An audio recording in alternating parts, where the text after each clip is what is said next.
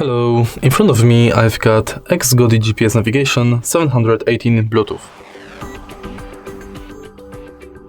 In this video I'll show you how to connect sunshade to your navigation.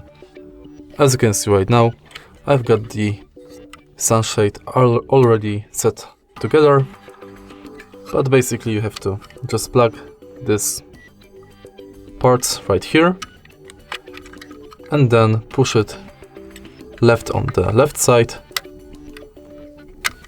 and right on the right side. Now, in order to attach it to navigation, you have to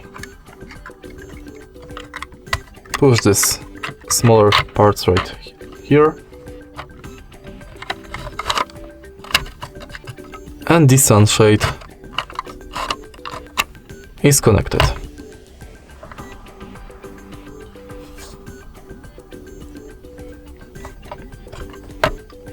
If you find this video helpful, please leave like, comment and subscribe.